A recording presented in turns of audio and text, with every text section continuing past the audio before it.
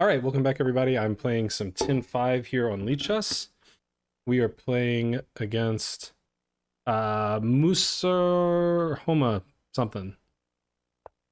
And yeah, Lichess like changed the side of the board or something. The size. I gotta resize it. Wait, not that. Um let's lose some time on the clock while we're doing this. Board geometry, that's what I want. Okay, so we need it bigger. Yeah, that looks right. Okay, back to the game. Only 30 seconds, hardly anything to write home about. Okay, I know this position. I like playing this game. Oh, this guy's 2200. I didn't even notice that. So I'm in trouble. Okay, but this is a line that I feel familiar and comfortable with. I think bishop f4 and bishop h4 are both fine. Let's go bishop h4. Maybe one day trade these bishops would be good. Okay, that's sort of a spicy move.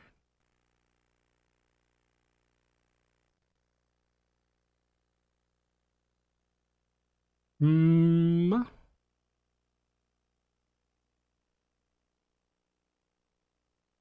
gonna play rook c1, and I have an idea. Oh no, my pawn, as Eric Rosen would say. But if he takes it, I want to go take, take, and take because of this pin.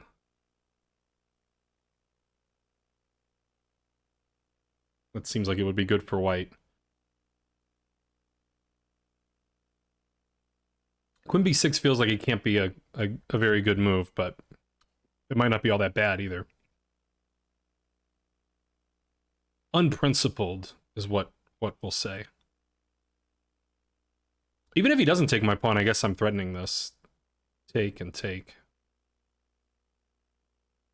I just need to take the knight to remove a defender of the pawn. He could castle, that would solve the issue.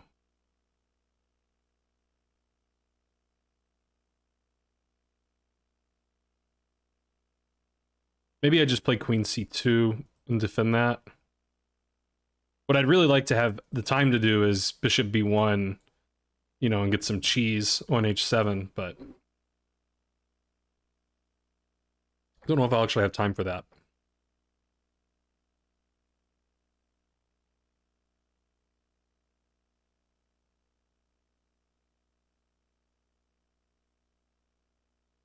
I guess developing the knight would also stop this, so maybe that's a move he would play.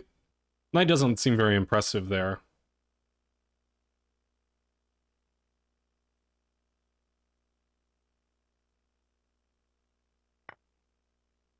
Ooh, okay.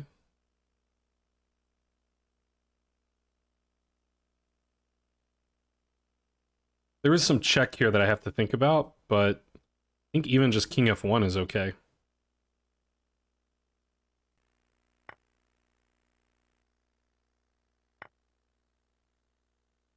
Okay. I mean, I still can do this. As far as I'm aware.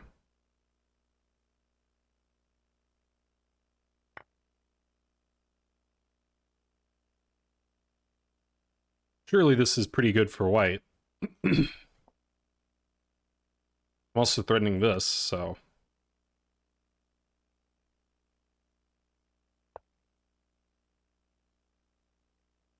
Yeah, I mean, I can't just move my king. I could just play king f1. Then I'm threatening this and that. And this. I guess I am playing king f1.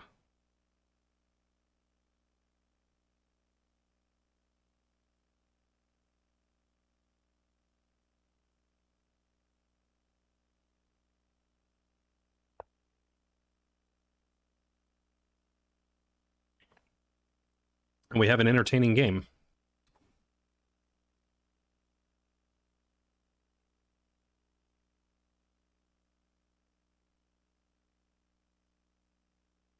But yeah, I mean, these are serious threats. I mean, how do you stop both of those? This is a less serious threat, but a threat nonetheless, I guess.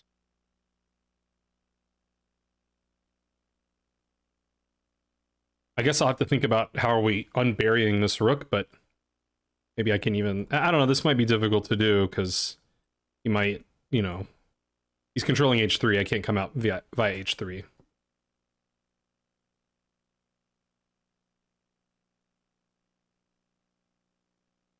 It seems like he saw knight takes. Like, I assume taking like this was planned, because he did it very quickly. Or unless he just thought, like, I want the g-file for my rook, which I guess is also plausible.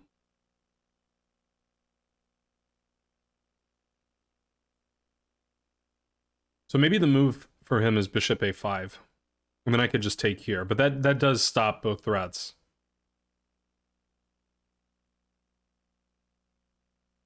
But my position still looks really good.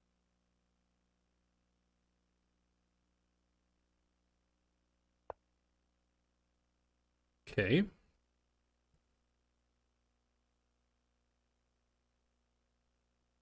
Why can I not just take your rook, buddy?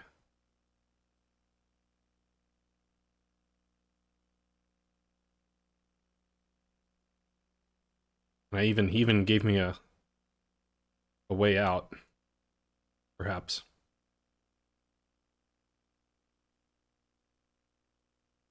I don't know why I can't take this rook, so I'm going to take the rook.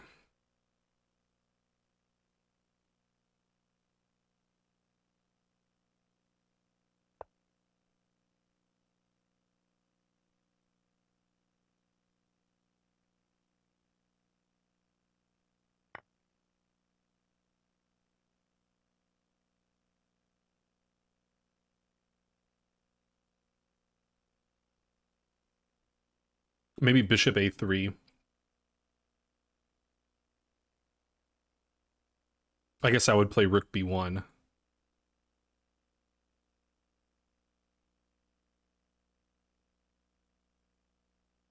d5 also seems like a move,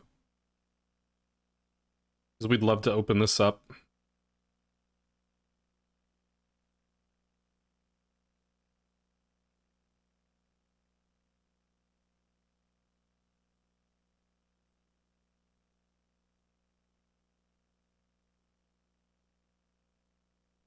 But, I mean, I think, you know, we need to get these pieces on better squares first before we start thinking about attacking. I mean, just up a rook, so just need to get pieces into the game.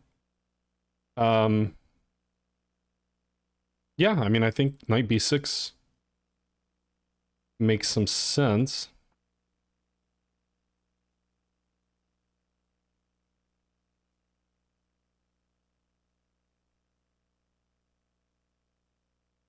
But, I mean, the knight's not really getting much of anywhere. Like, I'm still sort of stuck in there. So maybe I should develop this knight. Try to get the king onto a good square. I think this knight should go to e2.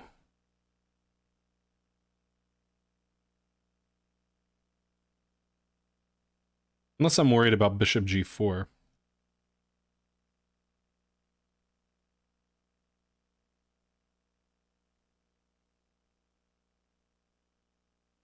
Queen c2 is also maybe a simple way to play this.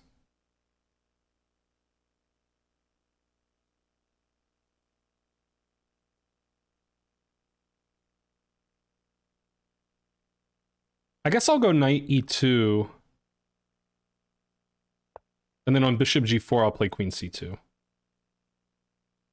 Maybe I should have just played queen c2. I don't know.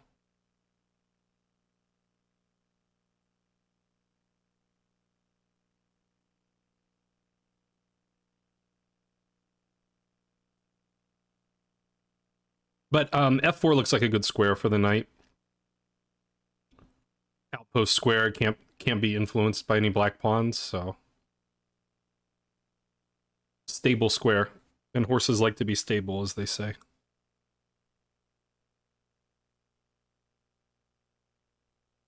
I think maybe I should have just played queen. I mean, I guess the other thing to think about is, like, as we get into an endgame, this pawn gets scarier, but when this pawn's off the board, it also gets scarier. Okay, so if there's no immediate threat, I'm just gonna play queen c2, because I don't think I really want this pawn dropping off the board. Threatens to trade queens, which he doesn't want, and I also threaten this. Yeah, we're gonna just do that.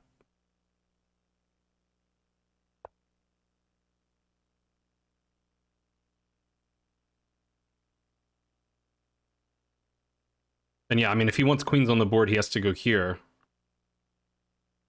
which seems very passive. And again, I mean, he's allowing this, so I think I'm gonna get my queen trade. I guess I can think about being with the bishop. No, I think taking with the rook makes the most sense. Can maybe one day double rooks over there. Like, I guess the setup will be knight on f4, king e2. The knight defends this pawn. I can play like h3. Okay, he did that. I think I can just take here. I mean, tactically I can. I'm just wondering, is there any reason I shouldn't do that? Any better move?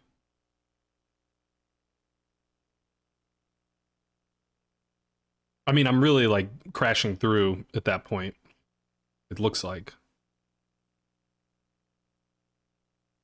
So it's hard to do anything else.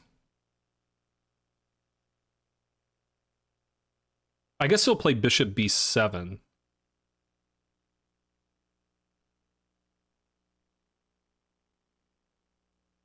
So maybe I should rescue my knight. Is my knight gonna make it out alive? Is the question. I don't think I can actually save the knight by force.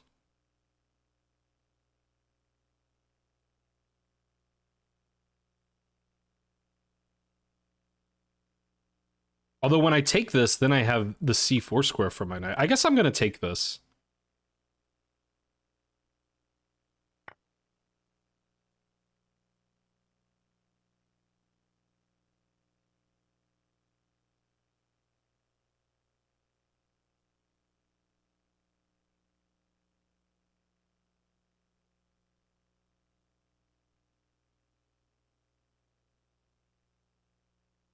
I'm a little worried that this bishop is gonna be an influencer over here.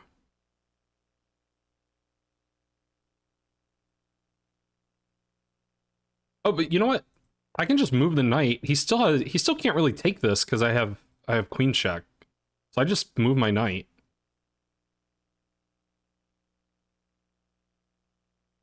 And I have knight f4 to defend g2.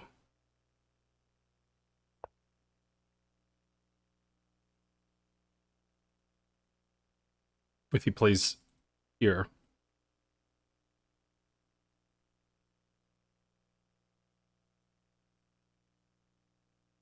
But knight c4 traps his queen? So yeah, I mean, I think I'm getting close to just putting this game to bed. Like, he might have to take. No, but he can't. I mean, he can't. I take this king here, take the knight with check, then take the bishop. I mean, I'm just taking too much stuff.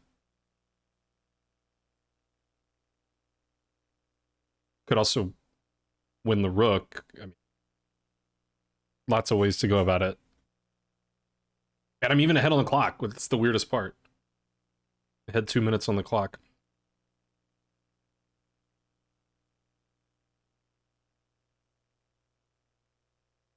I think, but he might have to do it because this is trapping the queen.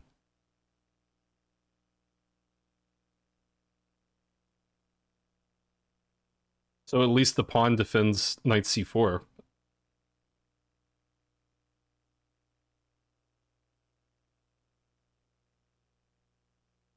But yeah, I mean, I think it's just over. Okay, yeah, I mean that's a reasonable decision. I guess I take with the queen because I was liking my knight going here.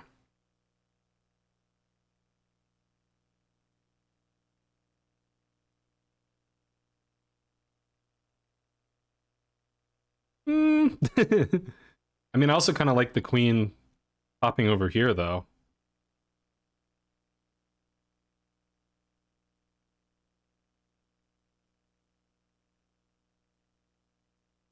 He's going to take this. He's going to have the immediate threat here. I mean, I don't see anything wrong with just playing f3. But I mean, I do have the light squared bishop. Yeah, I mean, I guess I don't really want the pawns on light.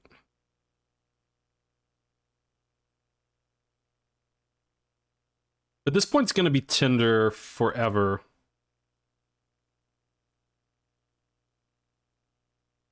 He is going to have the bishop pair out of this.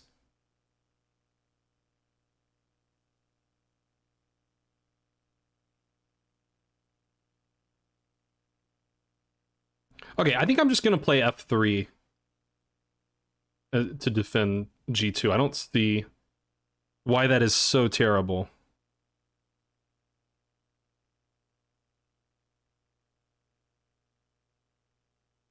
I guess I still need to try to... How am I saving this knight is another question.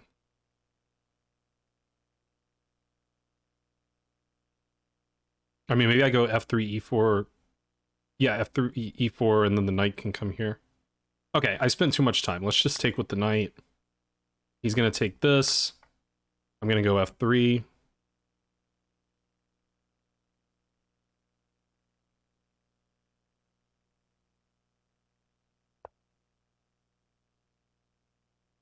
Right now I'm ahead of queen for a piece. He might be able to round up this knight. But well, I mean, I'm gonna play king f2. I'm gonna get my rook into the game. I'm gonna play queen h7 and start attacking all of his weak stuff.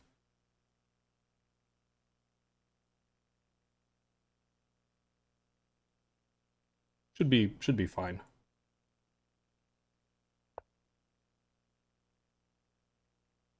He wants to go here.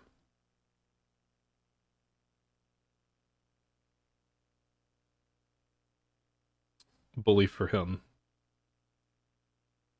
I think I'm just going to go here. He'll probably go here. I'll take, and then I'll be threatening check, which also defends the knight. I could also just give the knight for both pawns and be way ahead. But I don't like that as much. Alternatively, I could just go here. That gets things going a little faster. I'm already on this pawn.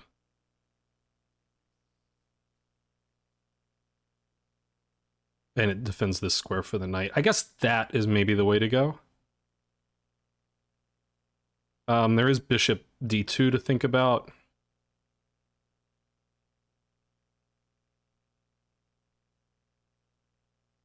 Since I don't have an immediate threat.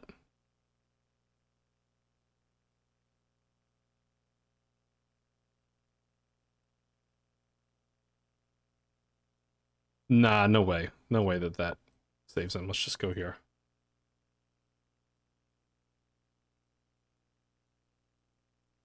Because when I go here, if he goes here, then I'm getting the rook. The only other move is here. And I think there I can check and take the knight.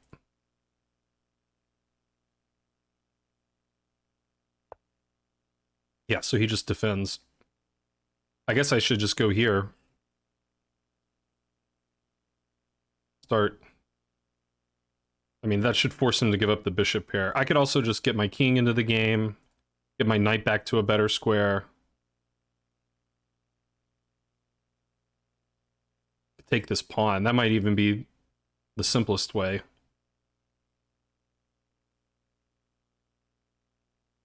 Ooh, don't do that. Don't do that. Okay.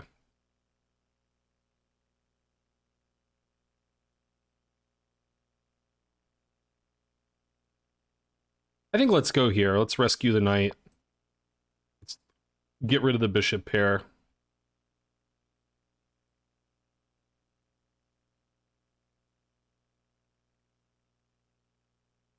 I'll feel safe. Like, then also if I, like, whichever bishop he gives up, then I know my king's safe on that, or more safe on that color square.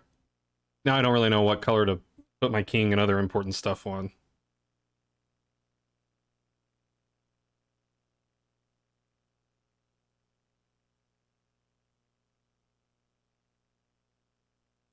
I think F2 is the play. Okay, he just resigns. Yeah, I mean, I don't blame him. There's not too much anymore. I think he was probably very much hoping for this, which I did miss for a second. But yeah, that would be painful.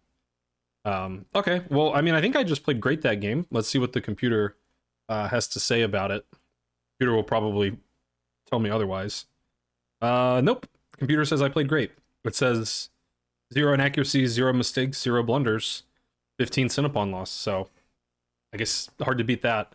Okay, I do want to learn, you know, did I play the opening right? I mean, I know all these moves, and then, okay, bishop h4 is the most common. So for a long time, I kind of believed that all 3 of these moves were roughly equivalent.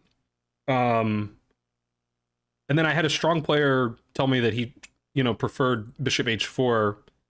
I think maybe this game did a nice job illustrating why. Like, I mean, like it sort of happened. I mean, just the ability to take this at the right moment proved valuable. And just looking at the pawn structures, a dark square bishop exchange in general would favor white. So leaving the bishop on this diagonal where we're inviting this exchange one day is probably just better than going to f4 or taking the knight immediately. Yeah, and queen b6 feels very strange. It's happened twice in master games, and both times they played queen c2, which I know is often an idea in the exchange QGD, which this was. But I saw this idea of hitting the bishop here, and that turned out to be good. I wonder what the computer thinks. It says queen c2 is the best.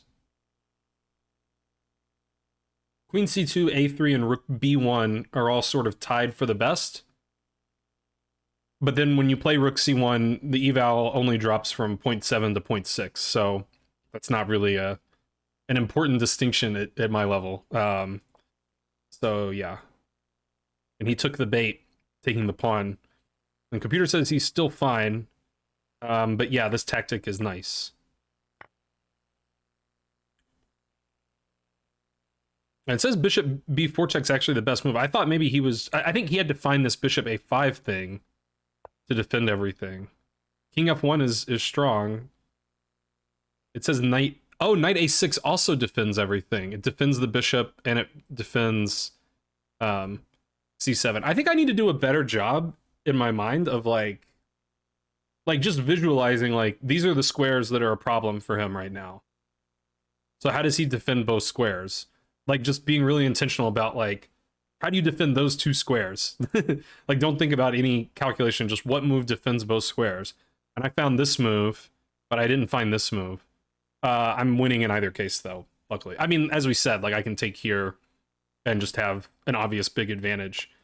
Yeah, a5 neglects to stop this threat. And yeah, it says I'm just winning for the rest of the game, which is not too hard to believe. I regretted not playing queen c2 here. The computer wants rook c2, which admittedly looks like a nice move.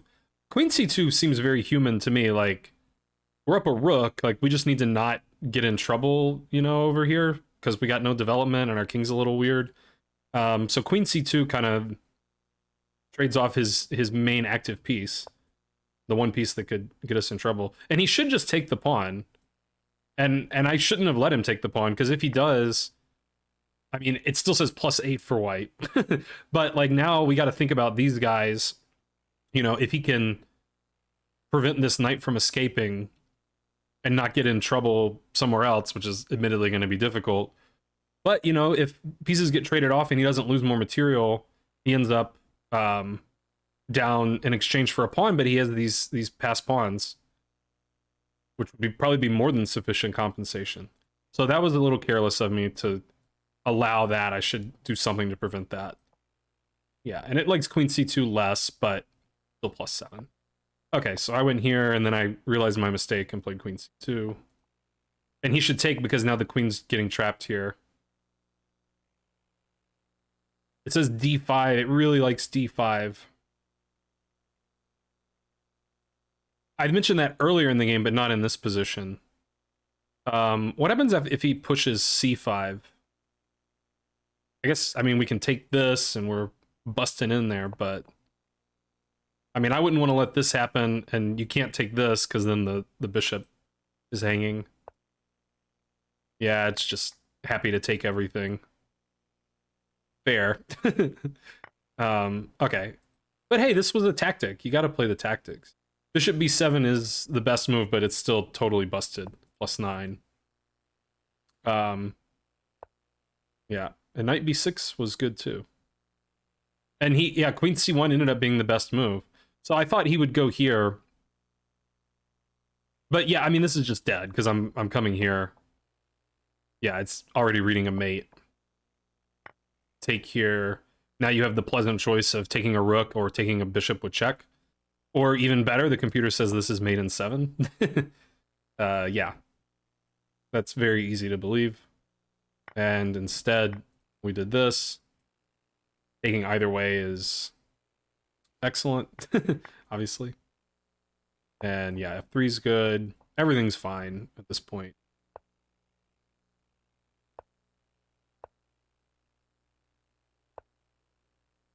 And then he couldn't find any reason to play on here, which is understandable. Oh, the computer points out rook g5, which I didn't notice. That seems like something that I should probably notice. So what do we do on rook g5? I mean, worst case scenario would be knight takes e7. Queen f4 is nice. Just counterattack the knight. Okay. Yeah, I should analyze rook g5 before I play knight d5. I just didn't see it, but I was noticing this as the absolute worst case scenario where we're still up a rook and this pawn's falling and we're up a pawn too. So anyway, hope you enjoyed this video. I know I enjoyed playing it. I like winning easily. That's fun. So hope to see you guys next time. Take care. Bye.